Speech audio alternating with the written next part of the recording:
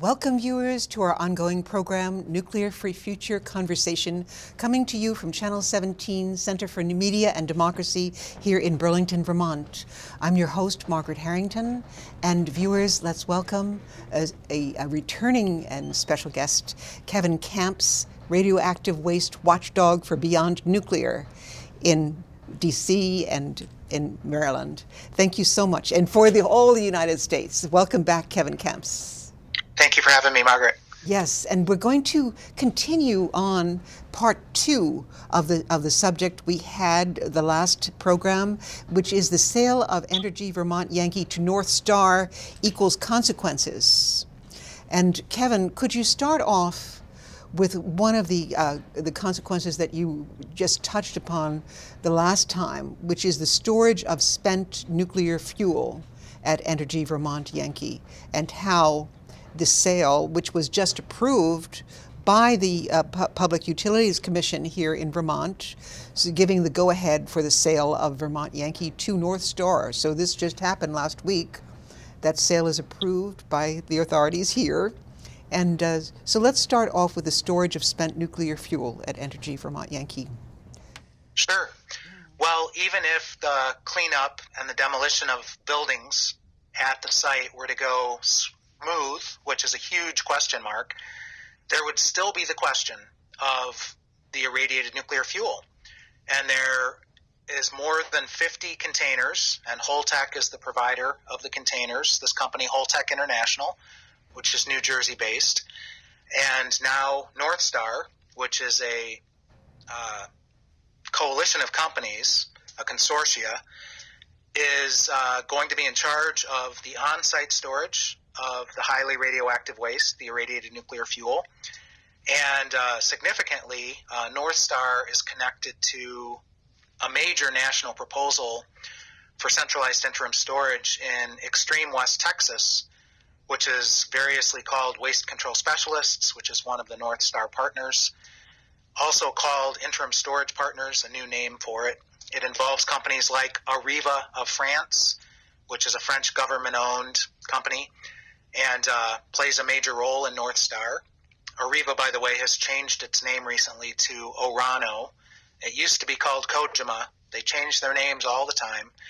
So the high-level radioactive waste at the Vermont Yankee site, as I said, even if cleanup goes well, is still going to be there unless it's transported somewhere else, like West Texas, like Yucca Mountain, Nevada, which raises its own risks during transport, even at the sites themselves out west.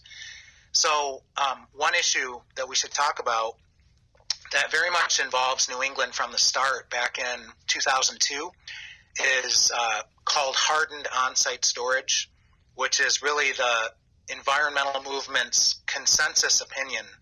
There are exceptions. There are some groups that don't endorse it, but there are hundreds of groups in the country representing every state, including Vermont, that endorse hardened on-site storage.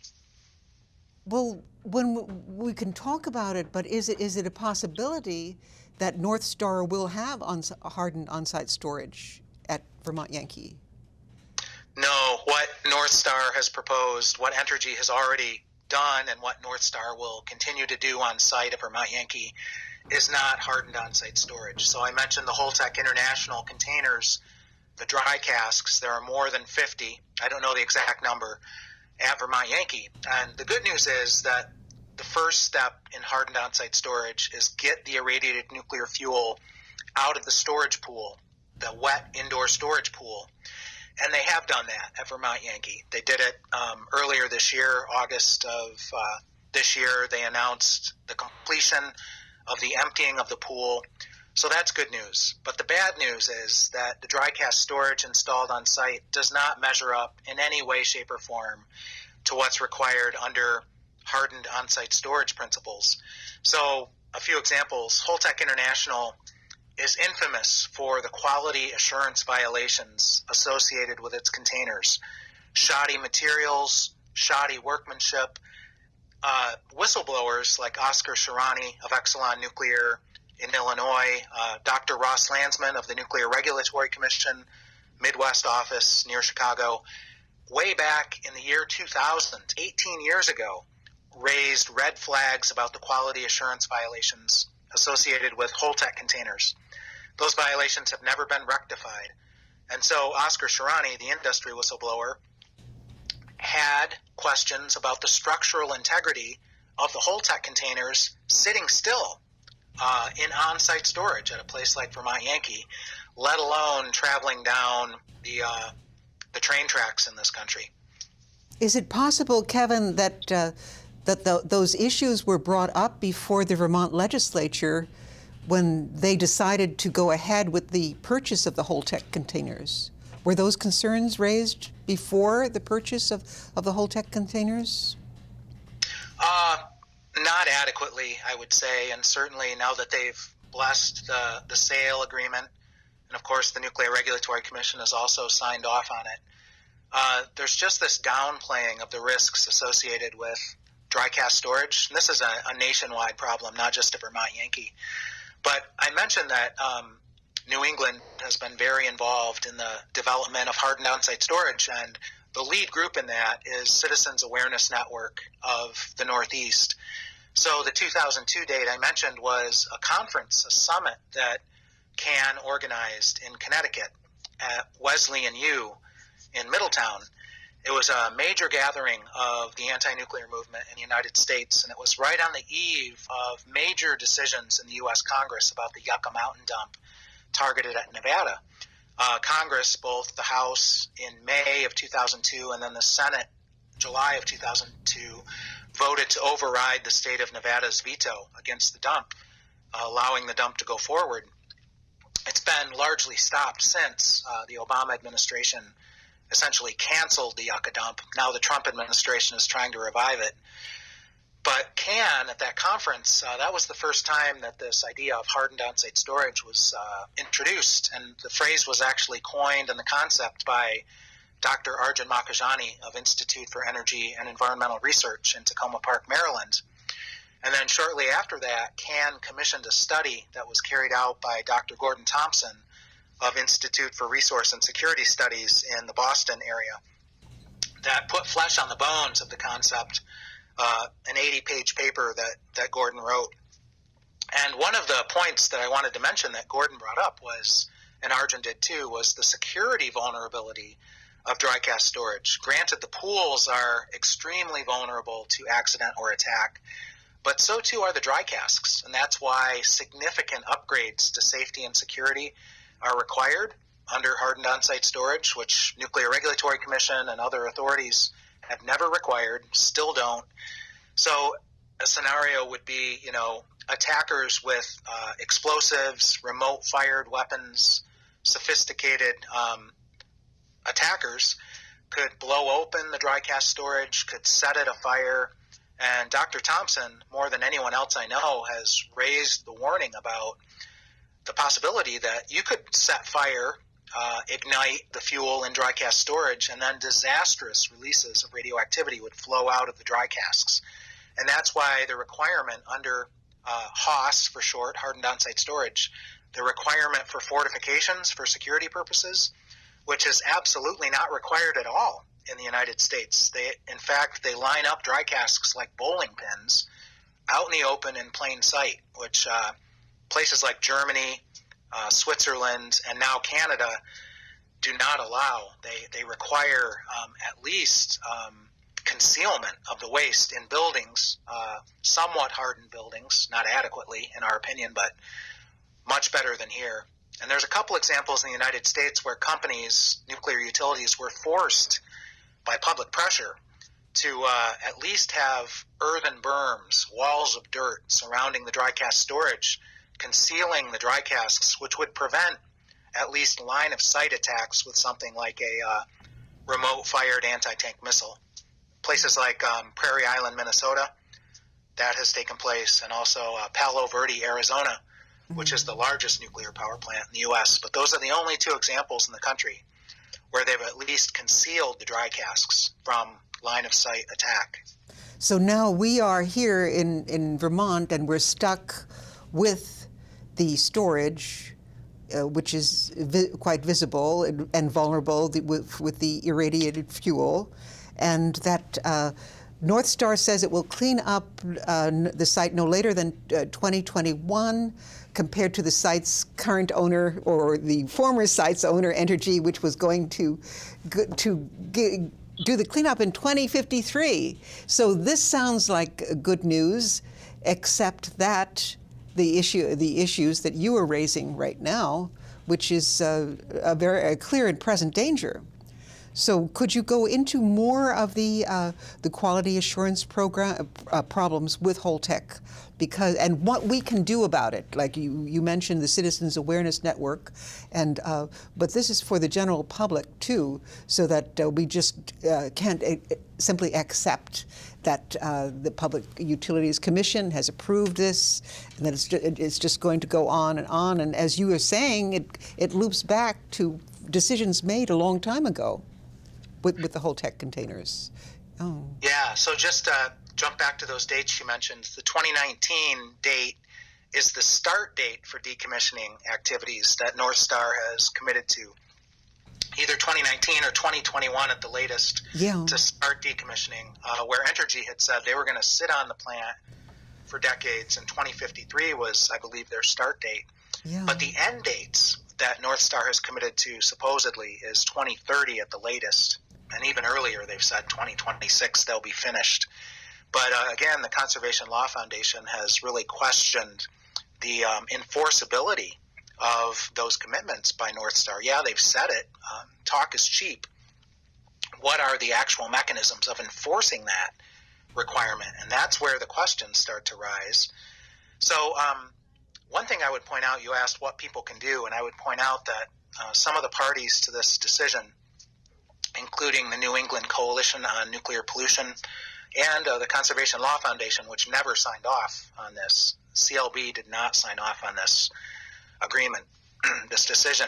They have, both those groups and others as well who are outside of the legal proceeding before the Public Service Board, have committed to ongoing watchdogging, vigilant watchdogging of the developments at the Vermont Yankee site. And the hope is that North Star's feet will be held to the fire.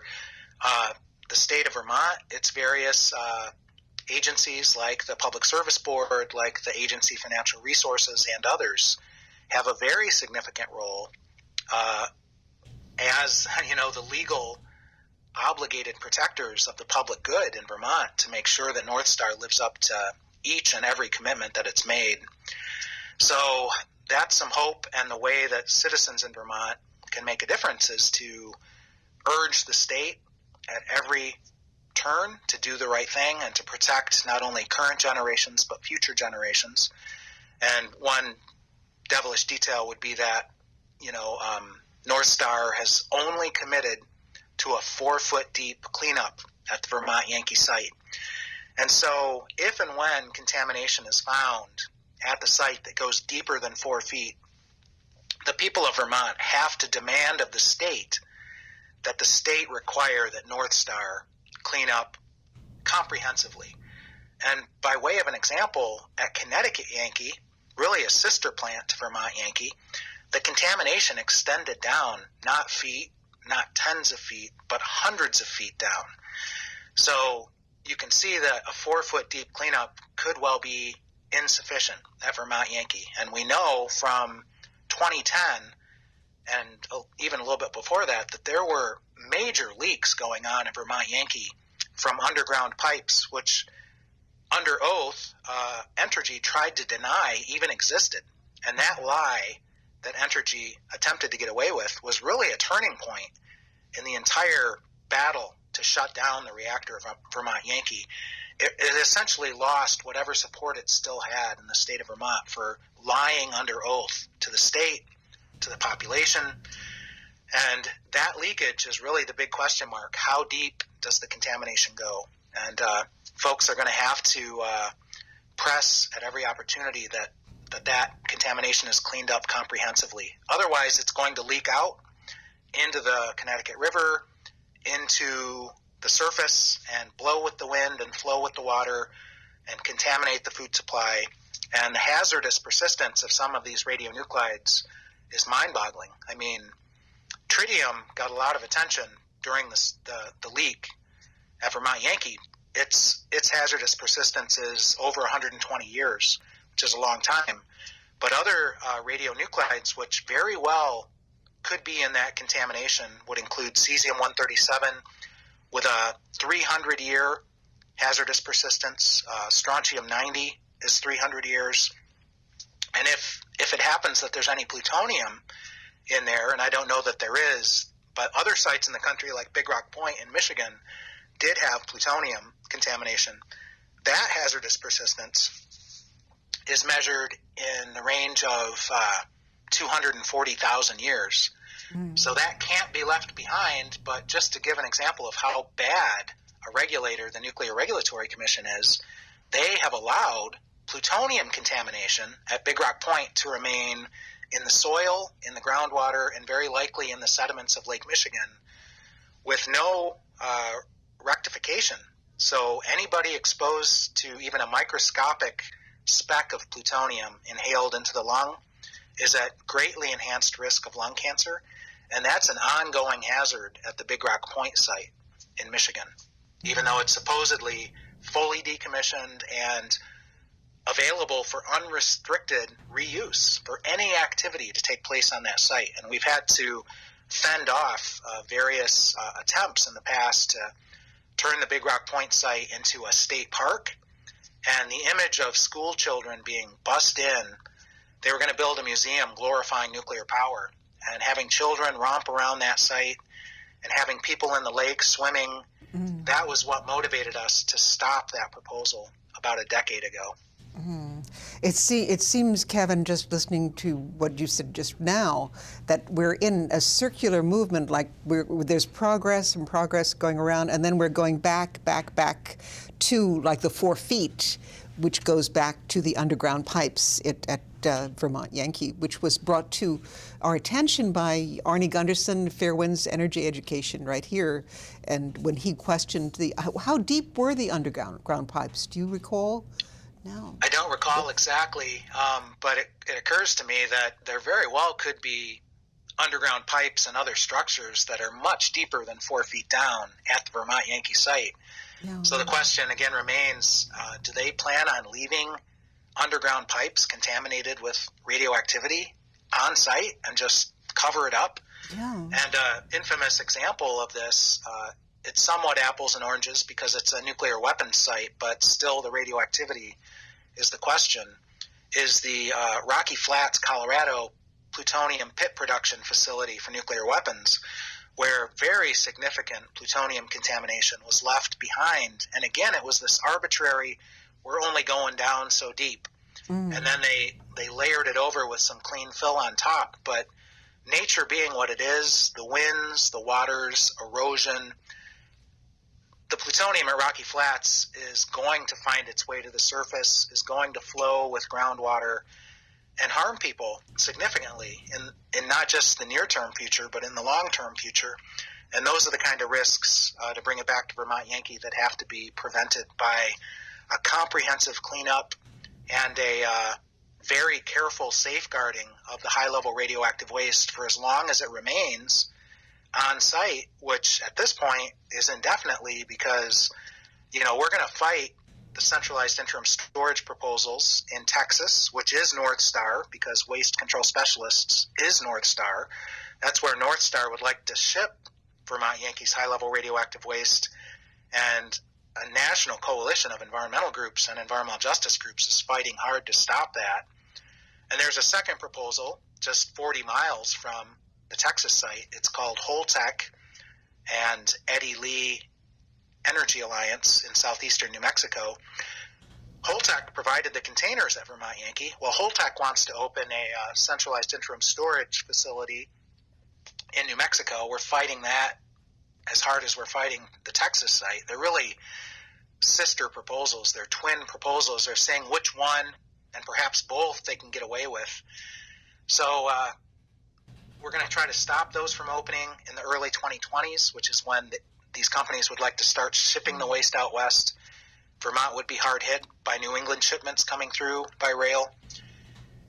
The Department of Energy, which is ultimately responsible for the high-level radioactive waste from Vermont Yankee, has said that a repository, a deep geologic repository in the U.S., cannot open until 2048 at the earliest, and that's probably a very optimistic date.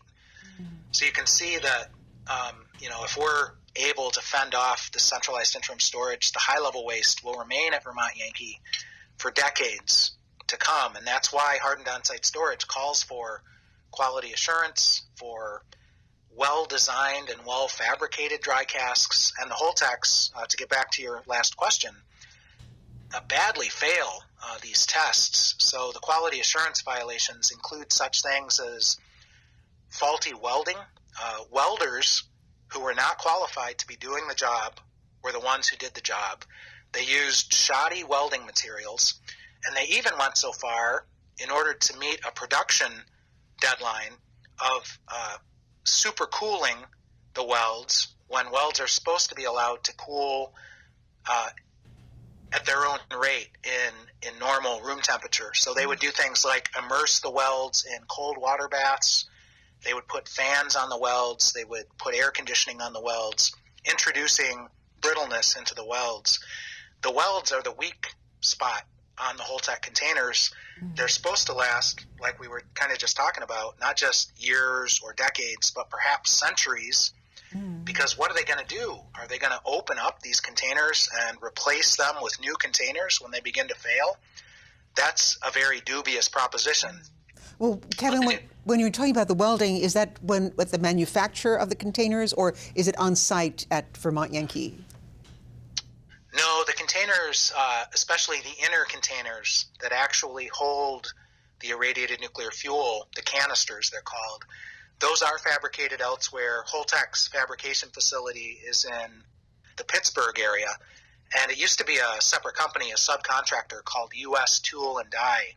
But I believe that Holtec absorbed that company into its own company at one point. Now it's just Holtec. And that was actually where Oscar Shirani, the Exelon Nuclear Quality Assurance lead inspector, led a national QA inspection of the Holtec fabrication. He took a team of a dozen QA inspectors, one from each nuclear utility in the country that uses Holtecs. And they did a short work week of inspections, several days. It was a snapshot, really. And they found 9 major categories of quality assurance violation. And that example I used of faulty welding, they found hundreds of instances of non-conformance reports.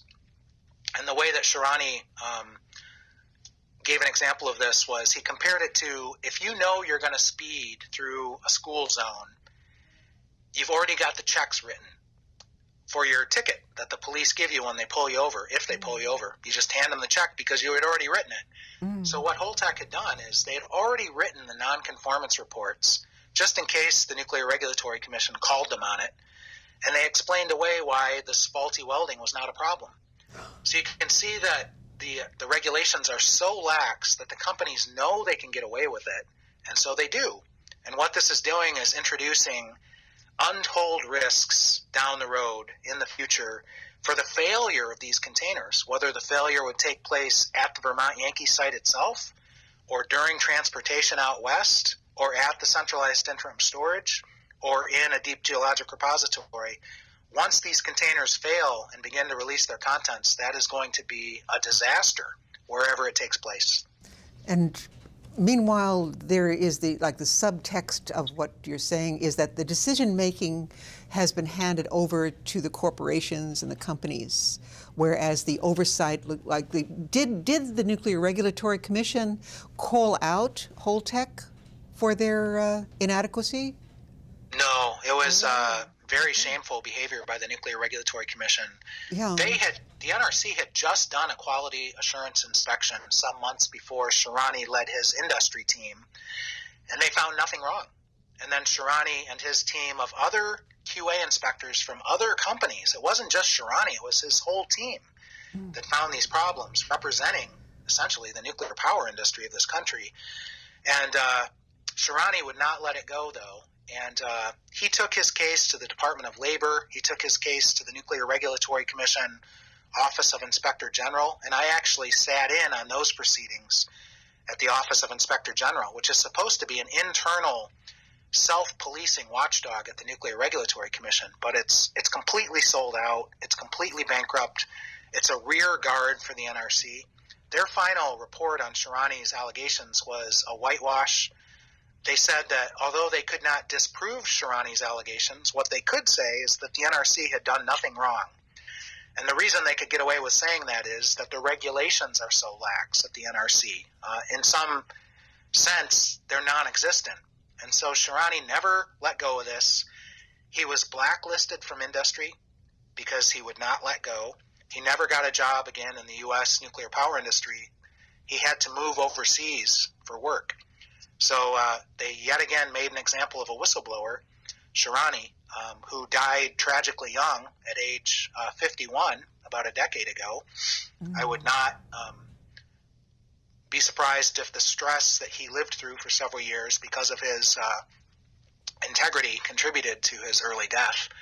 But his fellow whistleblower from the Nuclear Regulatory Commission itself, Dr. Ross Landsman, has never backed down from his concerns about the Holtec containers. In fact, Dr. Landsman has compared the decision-making, the bad decision-making involved in the Holtecs with the bad decision-making that led to, in his words, space shuttles hitting the ground in the NASA program. So pretty strong words, but I think it's fair because we're talking about high-level radioactive waste. And part of the reason we're fighting so hard against the Texas and New Mexico and Yucca, Nevada proposals is the transport is so dangerous, 60 miles per hour down the rails, that if there's an accident during transport, that will really test the integrity of these Holtec containers. But a lot of these same concerns apply to other high-level radioactive waste containers used at other nuclear power plants, not just Holtecs. Well, we are left then with the state of Vermont and the federal government with the Nuclear Regulatory Commission having some oversight over North Star's cleanup of Vermont Yankee, plus the watchdogs such as you from Beyond Nuclear, the Conservation Law Foundation, which criticized the North Star deal, saying that it fails to provide common sense protections.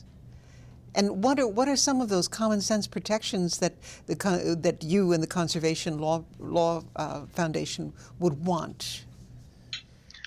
Well, the CLB really deserves a lot of credit for, raising these at the table as a party to the Public Service Board proceeding. A large part of their concerns at CLB is the financial ability of North Star and its dozen or so subcomponents. And CLB raised an objection to so many different subsidiaries of North Star being involved, and each one, a limited liability corporation with all these protections for its own finances, leaving the state of Vermont on the hook ultimately if the worst happens. And that's one of their overriding objections is that the financial ability of North Star to get this job done is really questionable. And so, we'll see what happens. But if the worst happens and North Star itself goes bankrupt, then it could be the people of Vermont left to pay the freight on whatever problems develop, including, as we've talked about, the discovery of significant contamination. And that's a big aspect of this, too. My mentor in Michigan, Michael Keegan with Coalition for Nuclear Free Great Lakes, has warned continuously about the appearance of North Star. And then Holtec has its own subsidiary, so to speak, that wants to take over nuclear power plant sites like Pilgrim in Massachusetts, which is hopefully soon to close next year, to do the decommissioning work, to do the high-level radioactive waste storage and management. And what Keegan has warned about is that these companies now have access to the nuclear decommissioning trust funds. At Vermont Yankee, that's $500 million. It's woefully inadequate. It should be more like $1 billion or $1.2 billion. Only Entergy never put a dime into the decommissioning trust fund. So the worry is that these companies will simply pocket the money and walk away, leaving the site largely uncleaned up. And just to add to that worry, the partner of Holtec in this new venture of theirs, decommissioning, is called SNC Lavalin. It's an engineering firm out of Montreal, Quebec. They're kind of like a Bechtel of Canada. And one example from Canada is that SNC Lavalin has spent several $1 billion on a nuclear decommissioning project and gotten little to nothing done. And so these are very real concerns that these companies' main objective is to raid the decommissioning trust funds and get away with as little cleanup as they possibly can, take as many shortcuts on safe and secure on-site storage of the high-level radioactive waste as they possibly can, and just laugh all the way to the bank with huge profits. And unfortunately, we have the Nuclear Regulatory Commission, which is incompetent at financial accountability and also complicit in safety and security shortcuts. So the state of Vermont and the people of Vermont are going to have to be very, very vigilant to make sure that none of this happens. Okay, well, thank you, Kevin, for waking us up and bringing us up to date on this. And I hope that you can come back again to follow the story with us. It seems like such a flaccid remark to follow the story. I mean, this is a clear and present danger that's going on right in our state, and I appreciate so much your vigilance and the other organizations, of course, the Conservation Law Foundation. And could you give us, just in the 2 minutes that we have left, an update on what your activity is down there in D.C. now with the legislature? Sure, yeah. We're in the lame duck session of Congress, and it's always a very dangerous time for very bad ideas to become law in this country. And so right now we're trying to fend off an attempt, especially by House Republicans, to fund the Yucca Mountain dump in Nevada. There's a related attempt to fund centralized interim storage, as in Texas and New Mexico. That's more active on the Senate side. And so we're working with colleagues across the country to try to stop this from happening and just survive until January 3rd of 2019, of next year, so that we can pick up the fight with the new Congress, where the fight will go on. But it's this, holiday season when they try to sneak through some of the worst things, and we've just got to stay vigilant and prevent that from happening. Some of the worst ideas in nuclear history in the United States have happened during the holidays. The Screw Nevada Bill of 1987, when Yucca was singled out in the first place, that happened on December 21st of 1987.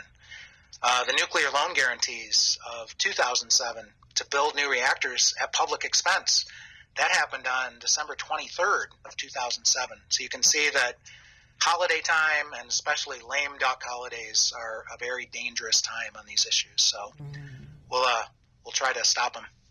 Thank you, Kevin Camps, radioactive nuclear waste dog for Beyond Nuclear, and thank you for all you do. And come back soon again in the new year. You're seeing us out. You're seeing us out, and with your vigilance and your devotion to your job. It's a great job, Kevin. Thanks so much. Good kind words. Thank you. Talk to you later. Bye. Bye. Bye for now. Thank you, viewers. Thank you, Channel 17, Center for Media and Democracy. Goodbye for now.